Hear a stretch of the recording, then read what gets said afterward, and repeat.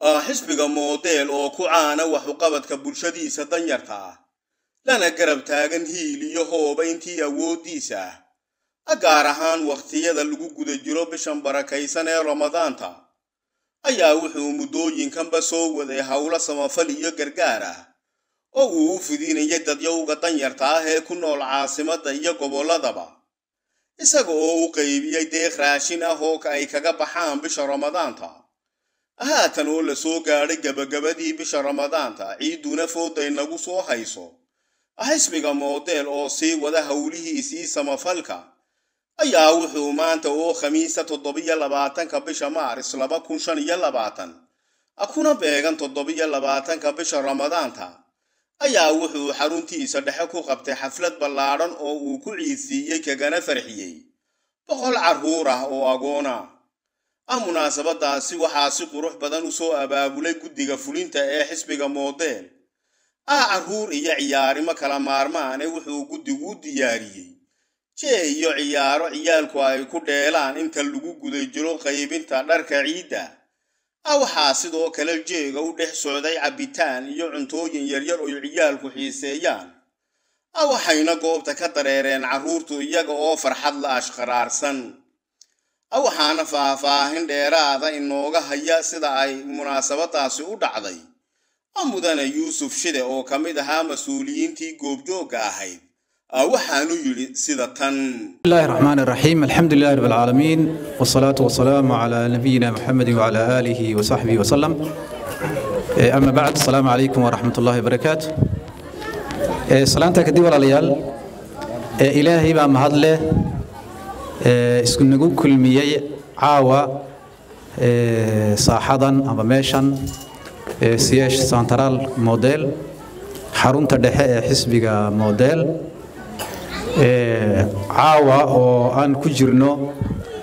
habeenadii u dambeeyay bishii khayrka badnayd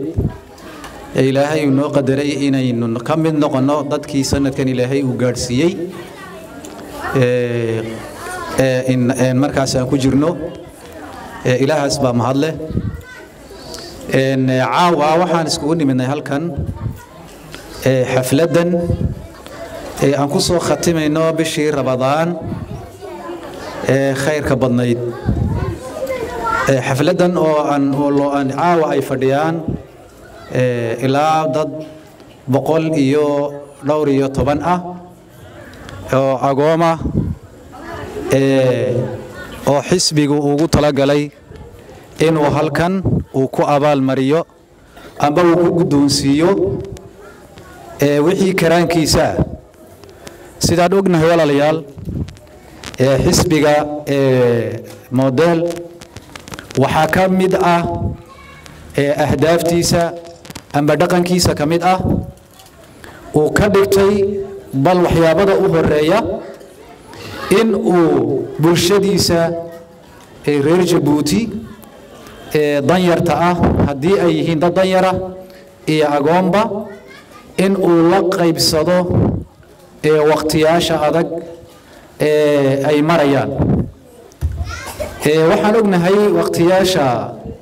waalidka inta badan ay culaysku uu ku siyaado xilliyada waxa kamid ah xilliyadan oo kala ah sida labada ciidood oo kale ciida aan imiga rajaynayno عيد الفطر هدي الله يراده هي عيد كله يكون حكتي عيد وين يراده عيد الأضحى يراده هي حلقة كله يسقونه أي عيال أي ناقليان إسكولة أي دكسية وحبر شدا وحلية أي والدين تو أي دريمان عليس وفرحد عود وعيد ولا فرحيا دين أنا وعليس وخرج بعد كيمان يو ilmihi yaraa wuxuu u baahan yahay in uu sida dadka kayaal kale ay markaasi ay waxaystaan ay u farxayaan oo ciidayaan inuu la ciido markaas model amba xisbiga model wuxuu hadaf ka dhigtay intii kartidiisa in uu kala qayb galo agoomaha iyo dadka kale danyarta aba xilliyadaas wuxuu caado ka dhigtay in aan oo markaasi wixii uu tari karayo oo culayska waalidiinta uu kaga qayb gali karayo oo uu kaga qayb gal markaas walaalayaal marka taas baan caawara u joognaayo waxa uu maanta baartiga model uu halkan ay ku guddoonsiin doonaa haddii ilaahay yiraahdo arrinkaas dad ilaa 112 qof ah haddii ay awooddeedu saamaxaysana waan ka badin lahayn laakiin waa halkii ay awooddu ayna dhigtay marka walaalayaal waxaan wada ognahay agoonku meesha ay diinteenu dhigtay agoon ilaahay baa u qadaray oo ilaahay baa waalidkii aabihii ka qaaday markaas diinteenna meel sare ayay dhigtay marka agoonka mas'uuliyad baa inaga saaran mas'uuliyadda u horeysa agoonka waxa ay ka saaran tahay dadkii ilaahay uu gacantooda gashay ee qaraabada ahaa waa cidda koowaad ee agoonka mas'uulka ka ah inay garab joogsadaan looga baahan yahay waa dadkii faamiga la ahaa qaraabada la ahaa laba waxa mas'uuliyadaas kale oo agoonka la qaadaya kaarteega ku nool yahay inaan kaarteeyadan iska war hayaan oo jaarka ka war hayo waa laga maarmaan bal waxyaaba diinteenu ay inagu dhiirigelisay weeyaan waxa kale oo mas'uuliyadaas inay qaataan ah ururada jimciyadaha aan aragne hada jeerta leeyada ka soo baxa mas'uuliyadkooda saaran waa inay ka war hayaan ilmaha yar agoonka ah waa mustaqbalkii wadanka waa hogaamiyihii bari waa macallinkii bari waa dhakhtarkii bari marka ina ilgaara lagu eego waa mas'uuliyad saaran maxay hayday ururada iyo jamciyadaha xaafadaha ka jira mas'uuliyadaas waxay kale saarantay dadka markaasi horjoogayaasha culimada masaajidda iyaguna inay dowrkooda ka qaataan inta ugu yar inay wacyigelin ay dadka ku baraarujiyaan waa mas'uuliyad saaran mas'uuliyadda u sareysana waxay saaran tahay ciddii mas'uul ummadda haysadee dowladda iyo hadday tahay waa mas'uuliyadda u saaran inay dadkaas itaalka yar leh in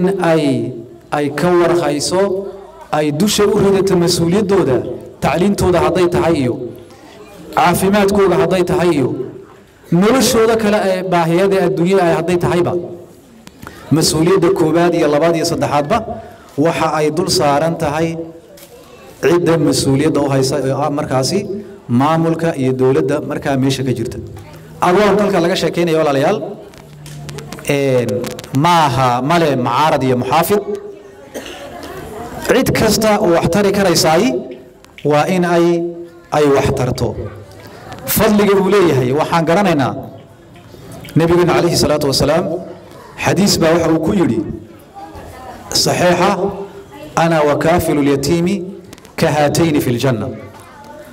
aniga iyo qof agoona qaada kafaaladiisa kafaalo waxay dhahdaa waa noloshiisa oo dhammaystiran waa caafimaadkiisa iyo tacliintiisa iyo wuxuu u baahan yahay ilaa inta uu isagu isku filaanayo ayaa kafaalo la dhahdaa waxa yar inagu aan siisiinayna maaha markaas kafaalo waa kafaalo taas baa la dhahdaa qofka agoon sida u kafaalo qaada ilaa uu qaan gaarayo uu isagu isdabari karayo jannada aniga isagu sida labada farood isku xigaan ayaan meel ka wada galaynaa ayuu nabigu calayhi salaatu wasalaam marka waa fadli weyn xadiis kale wuxuu nabigu calayhi salaatu wasalaam nin baa u yimiday nabiga ka dacwoonaya inay qalbigiisu adkaaday ay naxariistu ay ku yaraatay marka nabigu wuxuu ka yiri calayhi salaam wuxuu u tilmaamay ma waxaad rabtaa inuu qalbigaagu dabco wuxuu ka yiri markaas wuxuu ka yiri nabiga calayhi salaatu wasalaam qof agoona u naxariiso madaxa u masax cuntaysii cuntadaad cunaysid adigu sii kafaalo qaad yani ilma markaasi wax u yani agoona haddii aad wax tartid ood kafaalo qaadid ilaahay qalbigaagu naxariis gelinayaayo wuxuu kuugu bedelayaa kafaalada iyo naxariista aad u samaysay qalbi adaygu inuu ilaahay kaa kaxeeyo qof raxmad lahoo naxariista inuu ilaahay kaa dhigo raxmadu iyo naxariistu waa sifa min sifaat illah ama waa magacda ilaahay kamida marka qofkaasi qayb sifaadka ilaahay kamida ayuu ilaahay markaas siinaya agoonka kafaalo qaada marka arinkaas baan marka walaalayaal aan caawa u fadhinaa marka dadka macaawa halkan aan kugu yeedhnayna waa 112 qof 115 qof ayaan marka waxaan rabnaa idinkuna inaad insha Allah aad naga gudoontiin arrinkaas si fiican nooga aqbashiin idinkana waxaan idin rajaynaynaa inuu ilaahay idin barakeeyo haddii ilaahay idhaahdo waxaan idinka leenahay sidaas iyo insha allah ciid mubaarak intaas baan ku soo koobi walaalaha ayaan ku wareejin mikrofon